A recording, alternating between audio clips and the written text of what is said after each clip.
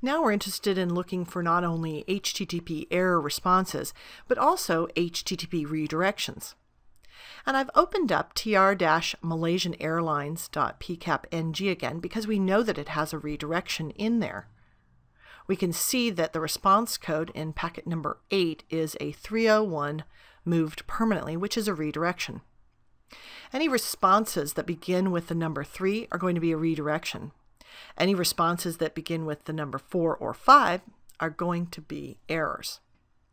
Now, Wireshark does have some HTTP statistics that can show us all of the response codes in one location. We can go up to Statistics, HTTP, and go to Packet Counter.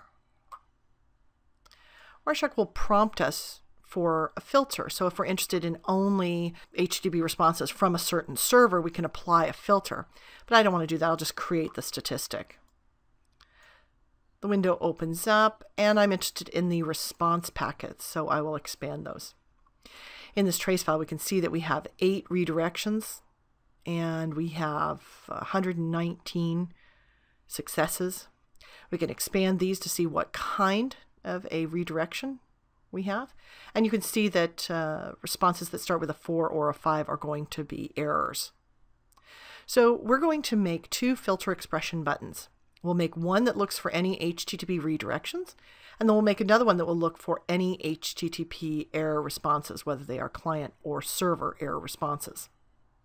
The first thing we need to know is what's the field that we should be working with? What is the HTTP response code field?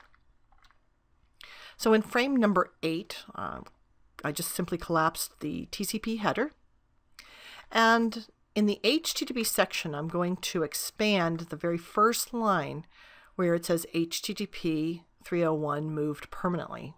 I'm going to expand that out because the status code is embedded in that section. And there it is.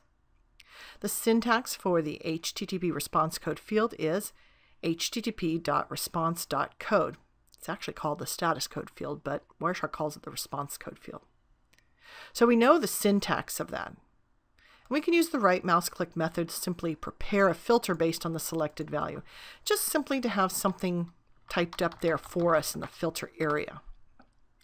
Now the first button we will build is one looking for HTTP redirections, which we know begin with the number 3. So we are looking for the HTTP response code that is greater than 299, or you could say greater or equal to 300, and you could do ampersand, ampersand, or you could do the word and.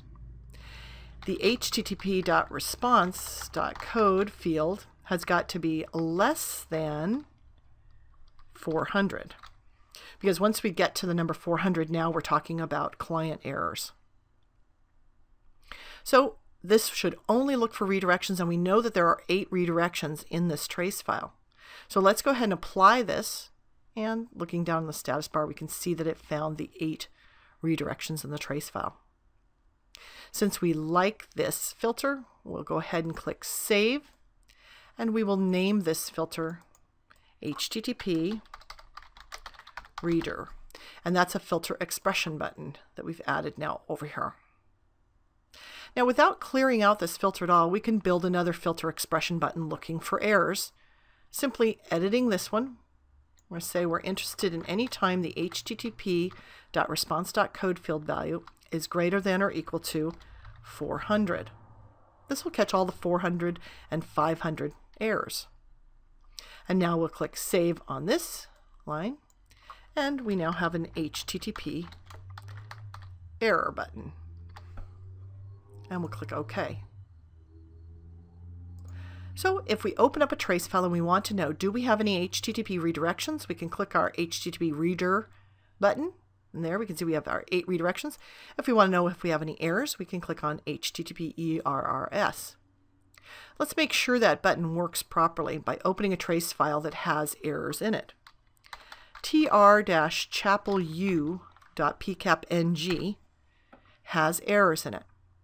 And if you didn't clear out your filter, it will be applied automatically to the next trace file when you open it. You should find when you check your filter button that you have 2 error packets. It's that simple.